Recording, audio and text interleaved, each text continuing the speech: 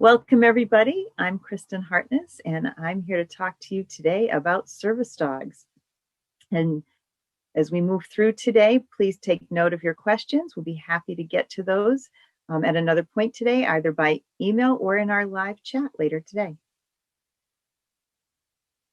Service animals are defined by the Americans with Disabilities Act as a dog or a miniature horse that is individually trained to do work or perform tasks for a person with a disability. This trained work must be directly related to the individual's disability and is not work for emotional support or companionship. These are really important points, and they are what set the framework for when we talk about tasks and what makes a service animal. Service animals have access to all places the public is generally allowed. They also must be under the control of the handler. This seems like a logical piece when we think about living tools, but it's true of all of our tools. It's not something just targeting living tools. If you were to not keep your wheelchair under control, then you would have to relearn how to use your wheelchair until you were able to use it independently in public spaces. That's the same thing with service animals. And so in order to have that access, we need to maintain control.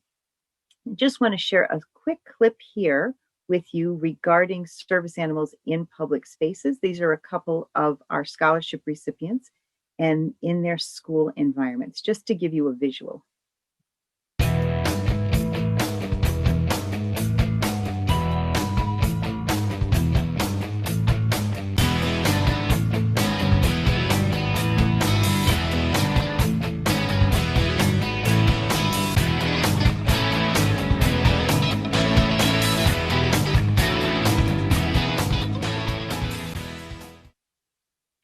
So as you can see, service animals are working in all sorts of spaces. Those are specific to school environments when the individual is able to be in full control of the animal. Now, when we're working with these animals, we're going to be talking about tasks. Tasks are things the animal was taught to do, not something the animal does because it's an animal.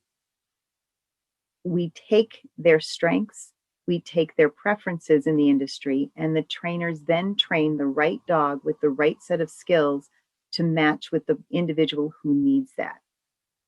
These are things that could be very basic on some levels, like turning a light switch on or off. They could be things that are more complex, like seizure alert work, identifying chemical scents that tell when a person is going to have a diabetic high or low. The layers and levels that these skills take place on are all very individualized to the person who has the disability, who needs the assistance. All of these things have to work together in all public environments, so no protection, no aggression, and no inappropriate behavior. An animal should not be barking at you to give you a seizure alert. They should not be jumping up on you to tell you that you're about to have a diabetic high or low. They should be working in a fashion that makes them welcome in the environment and not something that takes away from the access or just is overly disruptive. This clip has been put together to give you some samples of fetch retrievals. Some of the clips that you'll see today are set up as demonstration purposes. Others are clips that were filmed while an episode was happening, so you'll see a variety of those.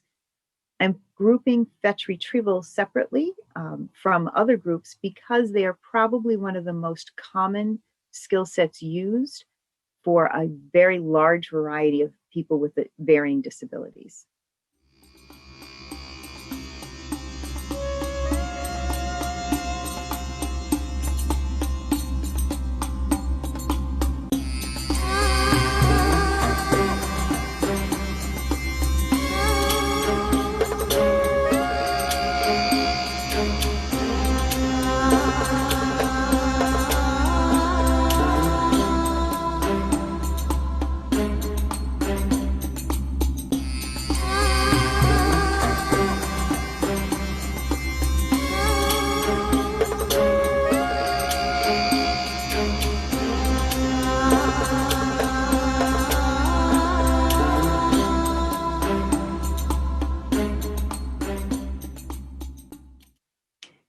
what you'll saw in that collection is a combination of dogs being instructed to fetch an item that was pointed at or to fetch items that had been assigned words.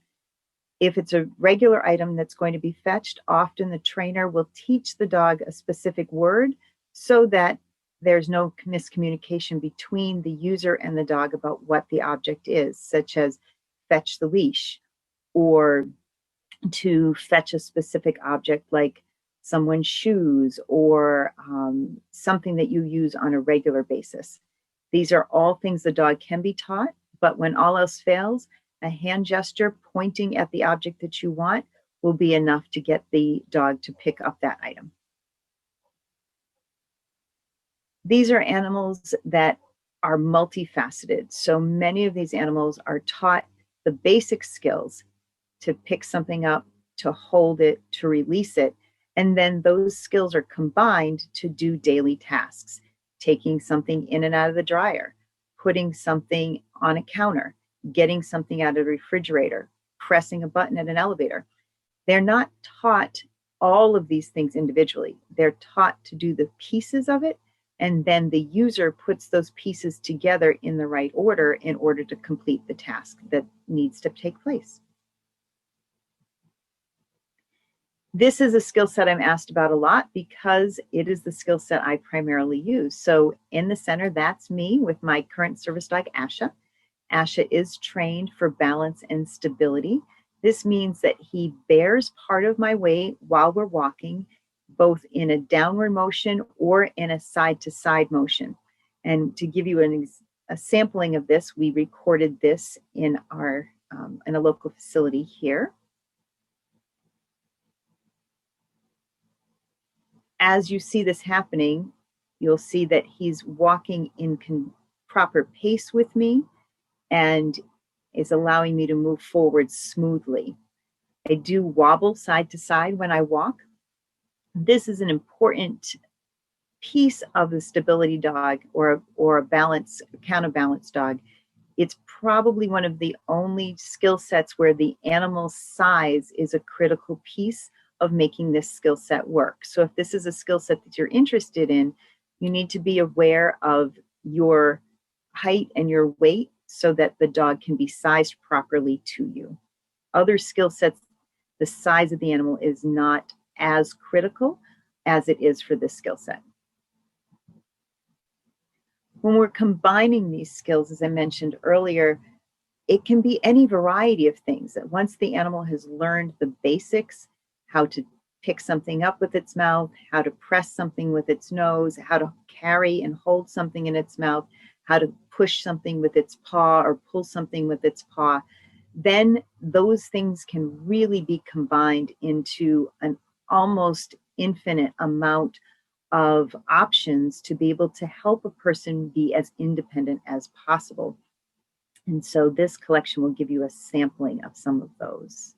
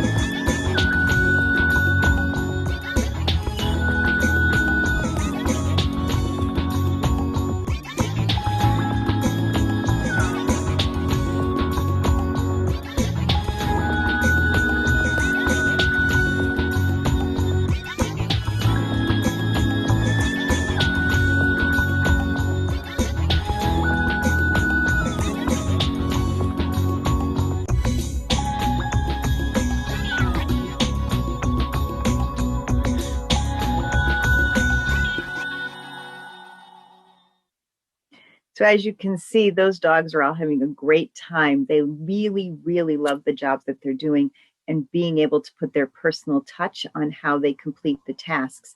so that an individual can live as independently and as productively as possible.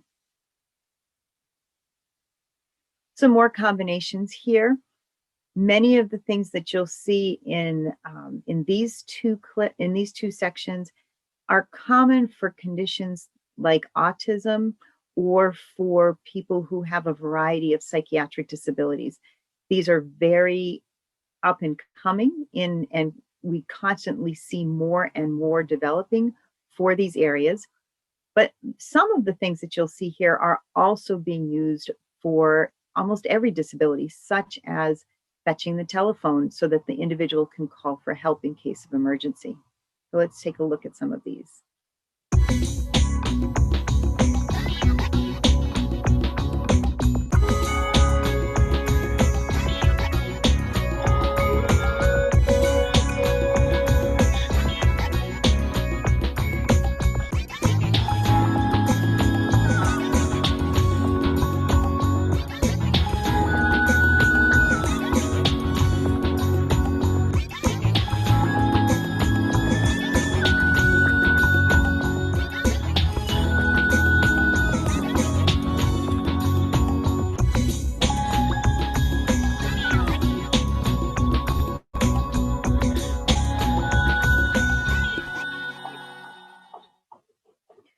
So in that clip, you saw a number of, we saw some deep pressure happening. We saw some alerts and some interruptions happening. When it's happening with a child, often the skills are being done with the instruction of the parent. So the parent's deciding when the interruption happens, the parent's deciding when the deep pressure needs to be applied. When it's working with an adult, the dogs are usually taught to watch for specific skill sets. So in one of the clips there, you saw a trainer with her hand on her lap. She was mimicking a tell that happens with one of her clients. His hand starts to shake before he goes into a PTSD episode. And the dog has been trained to watch for the shaking, the unconscious shaking of the hand, and then be persistent about nudging and bumping that hand until he recognizes, and in his case, he then puts the dog into a deep pressure position across his lap to help reduce the stress and reset situations for him so that he pauses in life instead of getting stuck. By pausing in life, many of these skill sets allow an individual to pause and then move forward instead of having to avoid these situations altogether. So again, getting out, being active, and being involved and independent in public. This next clip was put together for us by America's Vet Dogs, and they work exclusively with veterans, many of whom do have post-traumatic stress. And so you'll see a skill set that they use specifically for this population.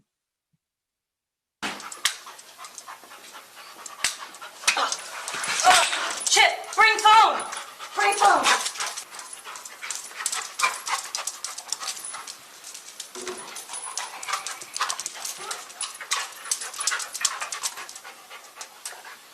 Oh, good boy, Chip. Good boy, thank you.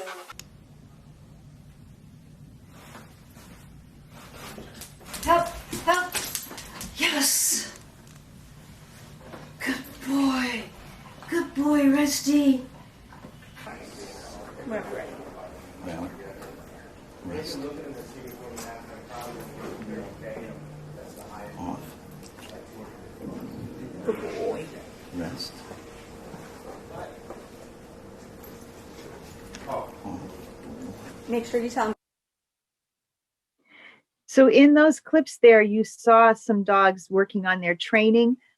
Obviously, you saw some dogs. You'll see many of the trainers using treats. Treats are something that are used to teach an animal the skill sets. It's a reward-based system.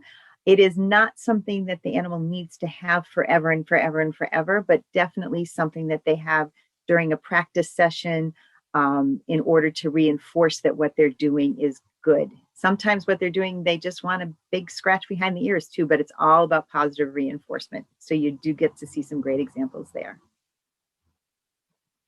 This is probably the most common type of service dog in the minds of people, in the minds of the general public. This is not actually the most common service dog trained in the United States or around the world, but it is the very first service dog ever created in the world. And it is the one that is that iconic image of a dog with a harness and makes people go, hey, that dog's working. So these clips are going to give you an idea about how guide dogs are working. The first clip is with a teenager. We worked with her and helped her and her school to be ready for her service dog to enter the school. And she actually, a side note, she actually ran cross country with track and field with her service dog. So they are amazing, amazing guides in the world of the visually impaired. There's different activities that sometimes are easier with a dog, like hiking and walking through crowded hallways. My service dog helps me to avoid obstacles, and if I give him a command that he doesn't believe is safe, he won't carry it out. I like knowing that there's another creature that's looking out for me. How adorable is that, right? We're going to have somebody looking out for you. A face like that is perfect. And then this clip was provided by the Guide Dog Foundation, where they work with individuals 16 and older in order to produce guide dogs for the visually impaired.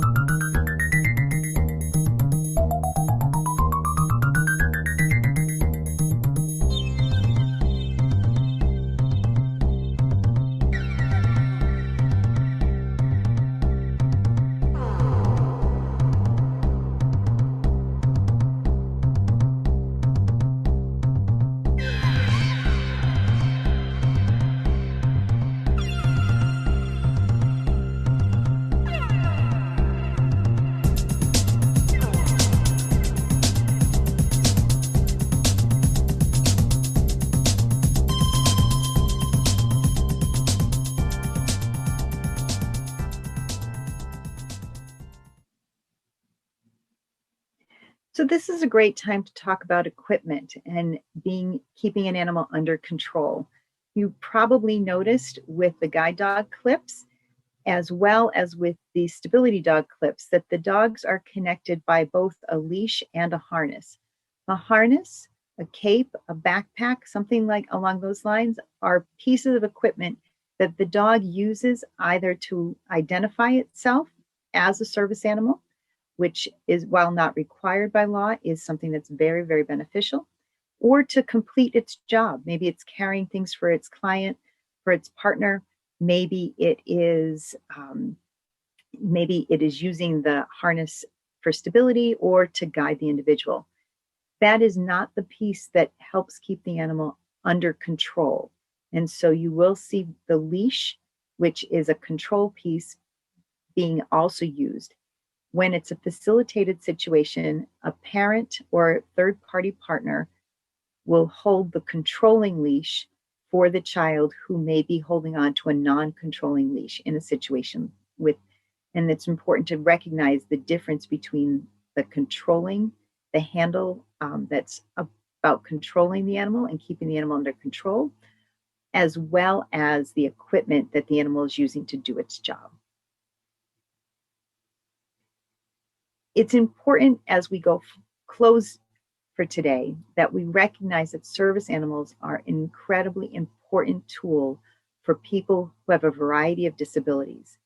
They have been individually trained, they have been customized to the specific person with their needs and their lifestyle, with trained skills that help make that person as independent and successful as possible. We'll be signing off with this short clip, but here is our contact information. And I hope that if you have any questions or would just like to learn more about service dogs, that you'll reach out to us and give us a chance to help you find the perfect service dog for you.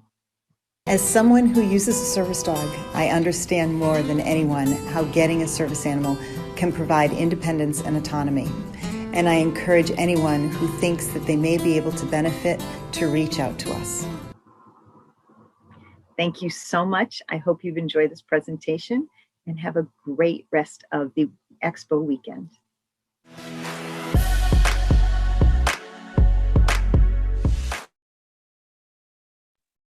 Echoing what Kristen said, we want you to have a great weekend with the Expo here. And let's bring on the woman herself, Kristen Hartness. Kristen, good to see you again. How are you, my dear? Oh, you muted, Kristen. There we go. How are you? My systems, we're on the East Coast. We were just a few seconds off there. We'll call it the time zone delay, right? There you go. How are you? I'm doing well, doing well. We're super excited about the Expo and seeing all these great things and so happy to be part of it again. Well, so great to see you again. And as always, we have a plethora of questions for you. So we'll get right along with it. All right. So the first question, Perfect. Someone says, I have an emotional support dog. Can I also have a service dog? You can have both. Sometimes it is a better idea to get a service dog that can also fill the emotional need for you, because a living creature is always going to provide that. But if for some reason the animal that you currently have as your emotional support animal is not going to be able to be trained for the skills that you need, then you can also have a service animal. Just remember that your service animal has public access and your emotional support animal does not. And it's probably a good idea to get those two together, right? See if they're compatible too, right? Absolutely. A good trainer will make sure that that happens properly. Awesome. Here's another one. I have an emotional, I'm sorry, I asked that one already. Let me go to the next one. I need my glasses, Kristen. That's what I'm doing. I'm trying to be cute without my glasses. I'll loan you mine. Thank you. Thank you. Are there service dogs for anxiety and depression? Yes, there are. It doesn't mean that every individual with anxiety or depression would qualify for a service animal. It depends on how those disabilities impact you and whether or not a dog can be taught to do something that helps to change that. So anxiety is one that I see a lot where people develop a tell, something that they do unconsciously before they go into an extreme episode. And so the example of the video where the dog was being trained to watch for the shaking hand, that's an anxiety associated trained skill. But we'd have to talk about individually, do you have something like that or not? Awesome. And we know in the video too, we learned a lot about stability dogs. So this question kind of goes with that. What are the best breeds for stability dogs? So I have my personal opinion on this, as being a user. Qualities that I look for when I'm looking for myself for a stability dog and what trainers are looking for when they're looking for stability dogs are large breed dogs. You need to have a dog that's physically tall enough and physically heavy enough to work with you. So in my case, I'm 5'4", I weigh 133 pounds. My service dog is 26 inches tall at the shoulder and weighs 75 pounds. You should be looking for a dog that's at least half your body weight to do this work. You're looking for a dog that does not roll when it walks. You want it to be as stable as possible. So don't roll the shoulders as it walks like a lab or a golden generally does, but look for a dog that prances, moving from the elbows, again, offering greater stability through the shoulders and harness. Um, it's less about the breed and more about the individual dog. Awesome. So it's not a good idea to get a Chihuahua, right? I was just thinking, yeah, no chihuahuas, no doxies for this, right? Absolutely. All right. Here's another one. Doing autism now. It says, can service dogs help people with autism? Absolutely. Absolutely. This is a very large portion of the population that the service dog industry works with. My personal experience over the past 19 years has been about 25% of the children that I work with, that we help directly with our organization, are in the autistic spectrum. Most of them are working under a facilitated situation because of their age, and how their disabilities impacting them physically and in some cases cognitively. But they are doing deep pressure, they're doing interruptions, they are just doing a huge number of skills and have been working with the autistic population for quite some time now. Awesome. And Kristen, a lot of people are asking this question, and you could probably, if you use your Jedi powers, know exactly where I'm going with this question. Where can I get a service dog? So you can get a service dog from one of hundreds of training programs across the United States. I would love to help you find the perfect training program for you. So I definitely encourage you to shoot us an email, give us a phone call so we can work with you individually. There are so many great programs out there, but it's important to remember that what's right for one person is not right for the next person. And just like colleges and universities all over the country for education purposes, every group specializes. So we saw some demos from groups that specialize with veterans today. We saw some that work with many populations, many different ages, but focus on a certain skill set. Let someone like me help you find the perfect training program and save you having to filter through a lot of the garbage that's out there. I love that, Kristen. You said, help me help you, right? Yes. I love Yes. it. I love that. Here's and speaking about the application process, and one person said, any tips on the application? What should I include or not include in the application? I think when you're applying for service dog, it's important to be as honest as you can be about your disability, but not to play a sob card. Okay. This is not about pity. This is about your independence. This is about making you more active and making you the best productive person you can be. It's important to separate out your the emotional bonus of having a living tool from the need of the skill set that the animal is going to be trained for you for. My service dog is trained to help me be out, be active, be independent. That's his job. He gives me the bonus of cuddling up in the morning and licking my feet just to, remind me that he's there and keep them warm in the winter here. And all that bonus is wonderful, but the bonus is not why you're getting a service dog. So remember that when you fill out your application, the trainers want to know that you really want to use a great trained tool, not just that you want to have your pet with you all the time. And Kristen, your experience with service dogs, is that what kind of made you want to create the organization to help that resource for ones out It is. I've had a service dog for 20 years, almost to the day now. April 1st will be my 20-year anniversary being a service dog user. And Thursday was my 19th year in this role with Canines for Disabled Kids. My service dogs changed my life so dramatically that I couldn't shut up. I couldn't stop telling people. I really couldn't. I will talk to anyone, anytime, anywhere about how important my service dogs have been to me and why I think they are a critical part of access and independence for so many people with disabilities living in the United States and in other parts of the world. It changed my life.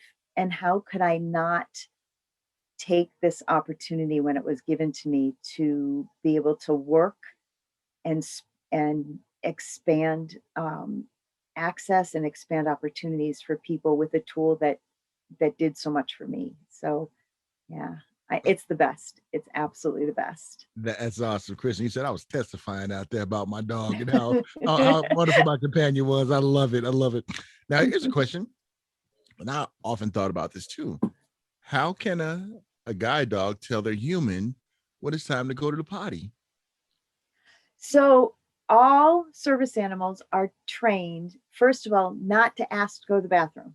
Okay, that's part of our codependency with each other, is that we as service dog users are taught how to best care for our animals and how to make sure that they have enough opportunities to relieve themselves and to drink water and such during the day. Remember, we're out working with them, so they can't just get up and go get a drink like your pet would at home. These are animals that we have to be we have to be part of the partnership in taking care of them. So the first thing is that they're not taught to tell us that they would like to go to the bathroom. Although if they are really desperate or if they're going to be ill, they do tend to nudge at us, to communicate with us in a way that allows us to know that this is something different. So it might be a nudge, it might be a bump. A dog working with someone who can see might actually give them a look, to let the person know something's wrong and I need your help, instead of being able to wait for you, to just do our normal routine.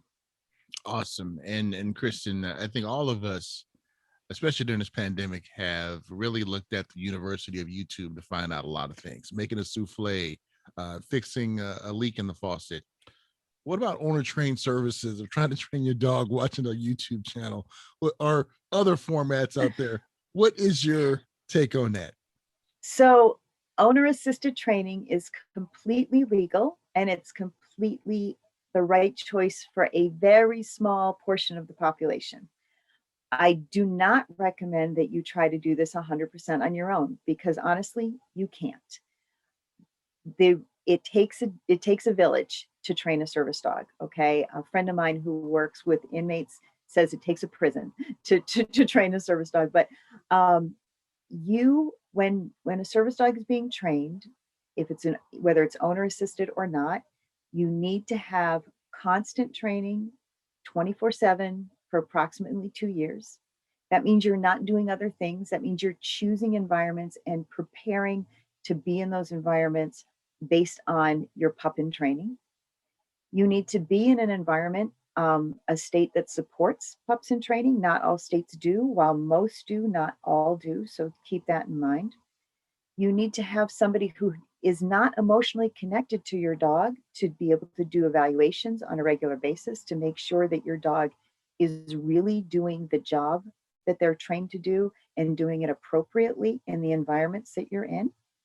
And we can't do that. My current service dog is an owner assist. My two previous were done by training programs. I used 2 professional trainers, 4 professional dog handlers, and lots of friends and family who volunteered to take on assignments. You can't teach your dog what to do for your disability. That's why you need your dog. So somebody had to teach my dog how not to pull on a leash. Somebody has to teach your dog, if you're hearing impaired, to identify those sounds, because you can't hear them. That's why you need your dog. I always advise people, be very, very careful if you choose to do a situation like this where your emotions and your finances are involved. Owner assisting will cost you almost the entire amount, $25,000 to $35,000 out of pocket over 2 years. You have to be willing and able to financially and emotionally walk away from that dog if it fails. Please remember that a minimum of 50% of the dogs that try to be service dogs will fail. And that's 50% with the best programs in the world. when you step away from dogs that were bred to be service dogs, when you step away from the top breeds, when you step away from programs that can give 24/7 to these animals and move towards rescue dogs, move towards owner assisted, failure rates raise as high as 90+%. So you have to go into this eyes wide open. And if you're very interested in doing owner assisting, let me help you find a training program or a trainer that is experienced and can help you have the greatest chance of success. All right. Thank you so much, Kristen, for sharing that. And here is another question. Are there different rules for emotional support dogs and service dogs? Yes, emotional support animals and service animals are legally two very different things. Emotional support animals have protection only under fair housing. They are in a very loose description, they're a prescribed pet. They are a prescription that you get from your doctor that says that having an animal in your home to care for will help increase your quality of life based on your emotional or psychological disability. These are incredibly common, incredibly valuable tools, and they are not always dogs. But if they are dogs, we recommend that you do basic obedience so that your dog knows how to walk on a leash, doesn't bark at strangers, and doesn't irritate your neighbors. There is a process identified in fair housing and that HUD supports as far as documenting those animals and working with your landlords, even if you are in a no pet apartment building, for example. Emotional support animals have to be accepted, but there's a process to do that, and I can help you through that process. Service animals are tools that are identified and defined under the Americans with Disabilities Act. They are tools and have the same rights and privileges as your eyeglasses, your wheelchairs, crutches, hearing aids. They have to have trained skills. They have to be individually trained for the person with the disability. And there's a lot of responsibility because they have full public access. And they also have to be allowed in housing, but they're beyond they're beyond the emotional support. They go beyond that step. So they're two very different roles, very important roles, and I can help you find out which one's perfect for you. All right. Great, great. Another question. My service dog is having trouble with commands. Should I have it returned? So the first thing I would say is I want to know more about your story. So whoever put that question in, shoot me an email. I want to talk with you about how long have you had the animal? Is a refresher course in mind? Is this something that the animal needs just a refresher? Do you need a refresher on how to work with the animal together as a unit? Or is this a bigger problem and the animal should be returned altogether and that you should get a new animal that's trained, that's better trained? All of those options are possible. All right. Awesome. So, Another question. How can a person with little hand, arm control, who can't hold a leash, control a service dog? so service animals are controlled with a variety of tools and a variety of adaptations. Okay. The law does say the leash that you should be leashed, harnessed, or otherwise tethered to the animal unless that interferes with the skill. So when you see a dog working off leash as a service dog, it's completing a task and then going back on leash. There are so many creative ways. I am not a person with a lot of strength. If my dog were to pull me, he would pull me right over. That's part of why I have a stability dog. Um, he's trained literally the equipment he wears. All I have to do is hold on to the leash and he knows he can feel the pressure and he comes back. That's his training. I have seen people working with crossbody leashes. So individuals have no arms at all, never mind reduced strength in there. They can wear a crossbody leash, which is easy to get in and out of. I've actually seen dogs that were trained to hold it so the person could slide their head in and position the leash across the shoulder in a crossbody way. I've seen the leashes and equipment adapted as a waist, as a belt piece that was best for the person.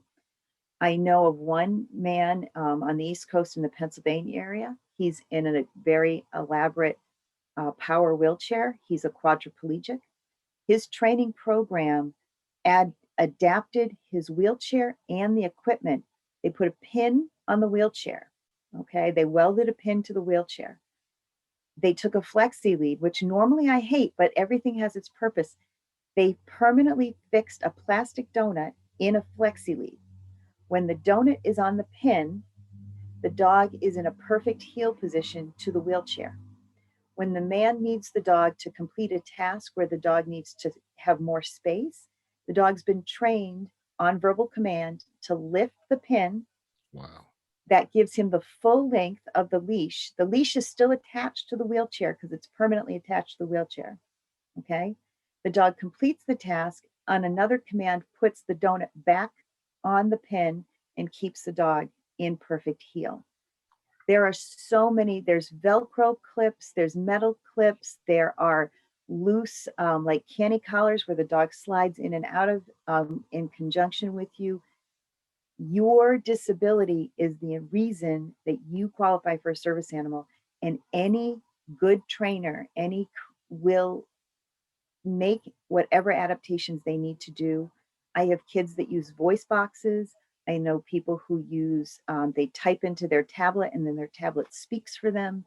People using hand signals. This is all about you and making sure you can use your tools. So they will make those adaptations, and based on your needs, I'll make recommendations as to who's got the most experience with similar situations. That is pretty amazing right there. Wow. I had no idea, Kristen, that They're wow, great, aren't they? They're yeah, just great. they really are. We have some ones who are looking to do this for a career. The question is, Right.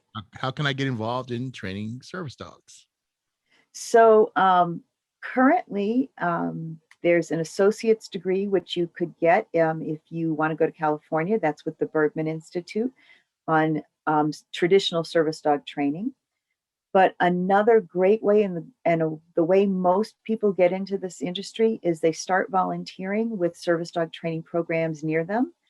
They get experience with that type of service dog, with the way that program trains. And then I encourage you to work with other service dog programs as well. So you get a full variety and a full variation. I can, again, help you find programs. Most of these programs take internships if you're a student and you're looking for an internship. Some of them offer programs called Train the Trainer, so they can help produce trainers. There's a lot of great opportunities there, and I can certainly help you make those connections as well. Awesome. How should the general public treat service animals? How do you know when they're working or not working? And not going up to them and say, "Come here, cutie dog." Exactly. There have been some really fun videos that were produced actually by an organization in Europe that really speak to this on a humorous level. So the crux of it, though, is to remember that they're working and remember that they're tools.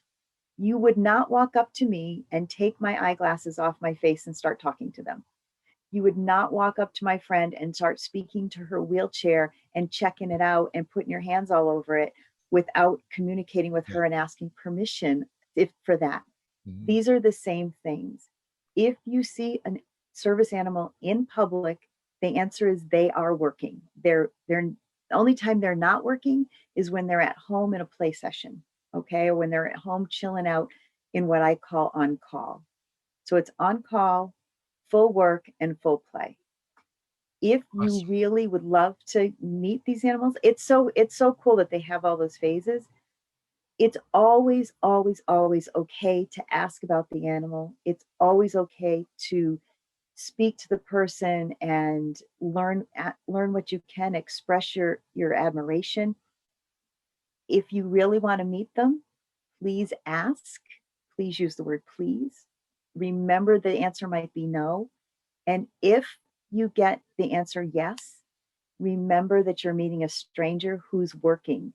So this is not get down and play and kiss and love and give treats. And this is touch them for 3 seconds and then step back and be respectful. So they're critically important, but we love to talk about them and we love Yeah. to use them as icebreakers too. So it's always okay to ask, but they are always working when they're in public. Yeah, 3 seconds and keep it moving, right, Kristen? That's right. Exactly. Keep it moving. Exactly. All right, if a service dog is in a home with a pet dog as well, does it get confusing for the service dog? The answer is no. And my dogs have always been at home with other pets. I'm on my third service dog now, and they've all had other dogs in the home. They've had cats in the home as well. I find actually that with a little coaching, your family pet is the one who needs to learn the difference, because your service dog is conditioned for, I'm working, I'm not working, I'm on duty, I'm not on duty. And to be honest, as I said, most of the time they're on duty fully. But when they are even in an all on call phase or a waiting phase, your service dog's prep for that. Your family pet is like, oh, play with me, you're home, play with me, you're home. And I have found that my pets and my parents' pets learned from my service dogs and learned when it's okay to play, when it's not. They look to my service animal to see if it's playtime or if we're on duty, for example, having dinner or something. So it does really, really well. You do have to help your pets out a little bit to learn this, but the service animal does great. Absolutely. Awesome. And last question, Kristen. Every time we get together and chat, it goes by so quick. It So does. Too he- fast, too I fast. know. I know. Here's the last question. Is there anything we can do about fake service animals? So there is. Unfortunately, we're probably never going to fix this 100%, right? We're probably never going to close the gap that strongly, unfortunately.